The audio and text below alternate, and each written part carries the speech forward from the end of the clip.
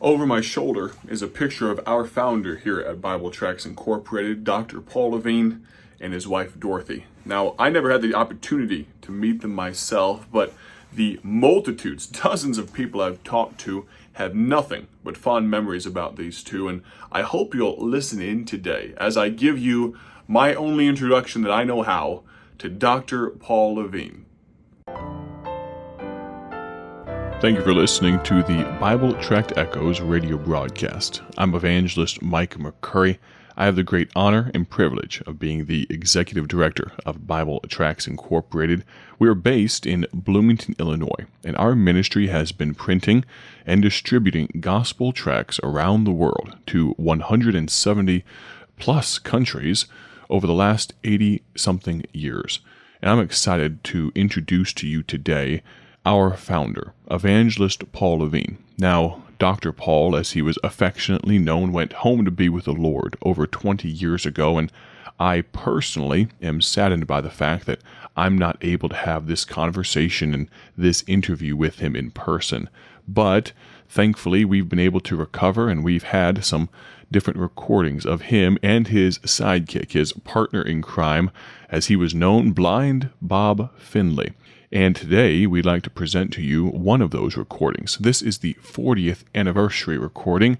I believe the anniversary of Dr. Paul and Bob Finley teaming up and doing gospel work together. They did multiple week meetings all over the country, and as I travel around the world, I meet so many folks that recall with such great fondness Dr. Paul and Blind Bob, and I'm excited for you to get to meet them today.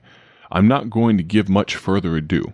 I'd like Dr. Paul to do the introductions, and I'll come back to wrap up.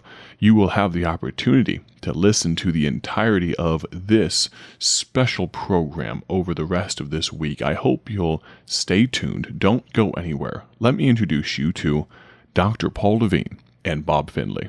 Hello, everybody. This is Evangelist Paul Levin. Hi, everybody. I'm Bob Finley. We're glad to produce this 40th anniversary album, and we thank God for the wonderful privilege to preach the gospel down through these years. Bob, say a word, will you please? Yes. I thank God that I'm privileged to sing the gospel all over the country all these years, and especially for our Bible Tract Echoes.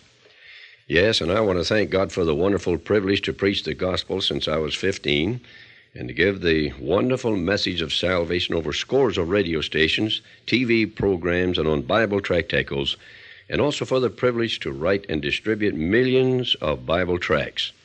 God surely has been good to us. The first time I heard of Bob Finley was by radio in 1930 when I lived in Moline, Illinois, and he was on the radio staff of KTNT Muscatine, Iowa. And now, friends, we're going to take you to the platform of the Faith Baptist Church of Canoga Park, California, where Dr. Roland Rasmussen is pastor. On the closing night of our first series of meetings there, February the 6th, 1972, I told a story how Bob and I met, became acquainted, and teamed together.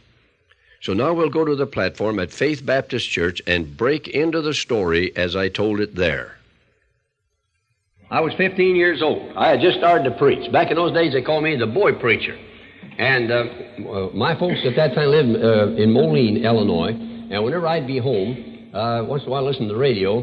And down the river about 30 miles from where I lived, in the town of Muscatine, Iowa, there's a radio station called KTNT. That stood for Know the Naked Truth. It was run by a man who had no regard for God. But while Bob was there, I used to hear him, and they had quite a staff. In those days, radio stations didn't have a lot of canned music and tapes and all that. They had to have a staff of singers.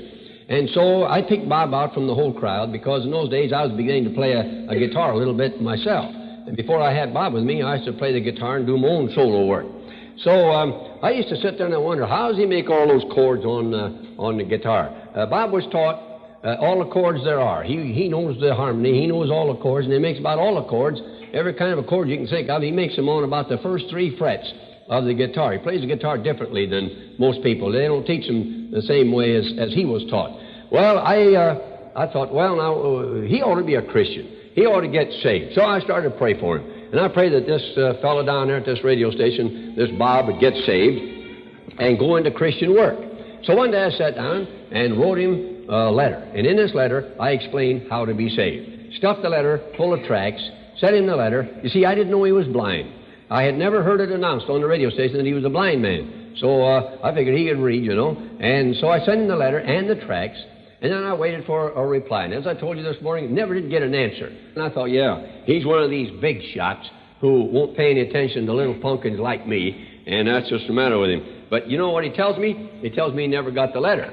When he get mail up there at this station, they steal it. Now, the reason they were stealing his mail was because the women, they started to send him presents.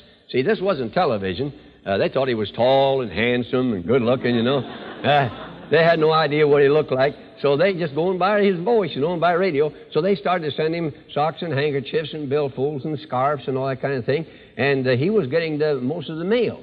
And then one day a lady sent him a box of fudge and a cake, and he didn't acknowledge it, so she flipped her lid and got mad and raised Cain about it. And so they investigated, and they found out, sure enough, that the help had stolen it. So when they saw these packages coming in for Bob, if he wasn't looking, they'd swipe it. Of course, if he was watching them, they wouldn't dare. But anyway, the quickest way you can get to somebody is by way of heaven and back. They have a program over in London, and the quickest way for you to see it on your television set is for them to shoot it clear up into the heavens to the satellite up there and then back into your television set. And so they don't come direct from London to you. They go up there and then down where you are.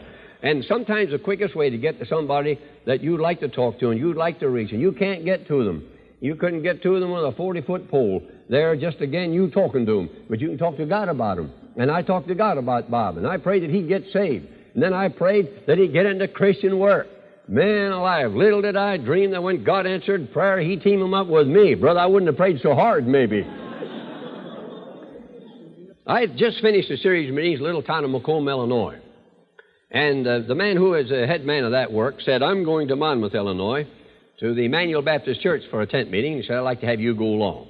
I'd like to interrupt the story here to say that the pastor at Macomb, Illinois, was Evangelist M.A. Macomb, my good friend, and one whom God used to help me and encourage me as a young evangelist. And so I went along, and I played my violin, led singing, talked to the young folks, led people to Christ, directed prayer meetings, anything there was to do around there. And he did this as a kindness to me because he knew I had a lot to learn, and I learned a lot that week. So one night during the meeting, there was a big tent pitched out behind the church. And one night, I'm seated on the platform, like way over on that end of the platform, and I'm seated this way, see?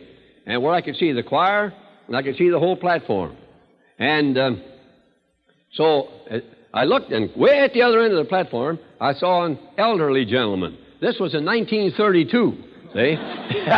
And so I looked down and I saw that old man, and I noticed one thing about him. He sure did like to sing. He just singing and beat the band during the congregational singing. And I thought, I wonder who that old man is down there. Whoever he is, he likes to sing. And then I looked at him a little closer and noticed he had a pair of black glasses on. And noticed he was blind. I had no idea in the world who it was. Well, then, the pastor of the church, and he lives somewhere here in California now, his name is Clifford Brumfield. He writes the Susie books for boys and girls. Any of you boys and girls have Susie books? Your house? Yeah, I see a few. Susie books, stories for boys and girls. The author, Clifford Brumfield. He was a pastor. So he got up and he said, now Bob is going to sing for us.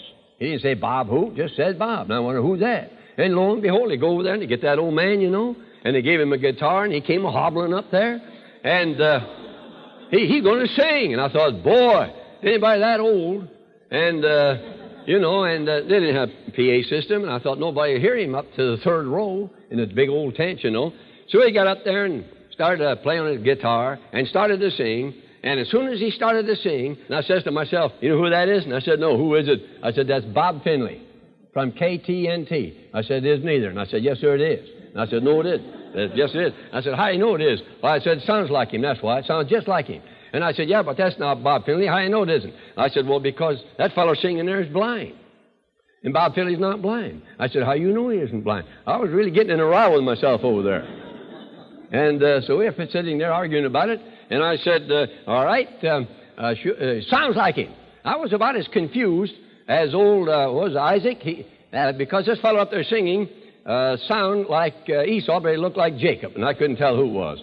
And so I argued with myself, and And I said, that's Bob Finley. And I said, no, it isn't either. Bob Finley's not blind. How do you know he isn't blind? So finally I said, I'll tell you what I'll do. When the meeting is over, I'll go up and ask him if it's Bob Finley, and I'll find out. And I said, all right, you do that. You be sure and come back and let me know. I'd like to know. And so when the service was over, I went up and I asked him. Sure enough, here it was, the same Bob Finley I'd been hearing on the radio. I said, I'll be over to see you tomorrow morning. So the next morning, about 10 o'clock in the morning, I went down there to where he was rooming, and what do you reckon Bob was doing? Anybody got any idea what Bob was doing? Drinking coffee. Is that what you said? That's right. That's what he was doing. Well, she got your number, boy. He never drinks coffee unless he's in daylight or dark. That's the only time he drinks it. And so there he was drinking coffee, and I had a whale. He got that ceremony over with, and we got acquainted. I dictated the words of a song. He learned it, and on Friday night of that week, we sang it together in the meeting. That's the first song we ever sang together. And then he left the next day, Saturday, and I also left. I went back to Macomb, have another week of meetings there by myself. I didn't see Bob again then until a little over a year after that. This was in the summer 1932. I was 17, he was 28. So in the fall of 1933, I went to Davenport, Iowa to have a campaign. This lasted a whole month. I did all the song leading, all the specials, preaching, everything. And I found out that Bob lived right there in the area, so I called him up and I said, hey, why don't you come over and sing for me a couple of nights? So he did. And after the service one night, we discussed the idea of teaming up. Now, this was in November 1933, in the depths of the Depression. So I said, well, I'll tell you, Bob. I said, I don't know if it'll work out for us to be a team or not. And I said, we'll pray about it and think about it. We'll see how it goes. So I asked the advice of several people, several preachers. There wasn't one single person who encouraged me or told me that it'd work. In fact, they told me it wouldn't work. They said, in the first place, we're in a depression, and you'll never get enough money to pay him. They forgot God was still alive. They thought God had died during the Depression. See, God always dies in the Depression, see? And they thought God was dead. And so they said, in the first place, you won't get any money to pay him. In the second place, nobody's going to come every night for a whole week or two. Back in those days, the campaigns were long. Our first campaign was 3.5. Our second one was 8.5 weeks long. And they said, nobody's going to come every night to hear the same singer every night. And so, hey, did you ever tell a 19-year-old kid something won't work? You try it sometime. You tell a 19-year-old kid something won't work. You know what he'll do? He'll do his dead level best to make it work. It's just to prove you're wrong. So I said to myself, how do they know? They never tried it. What a joy it is to hear this giant of the faith, known as the Dean of Evangelists. He's a great storyteller, isn't he?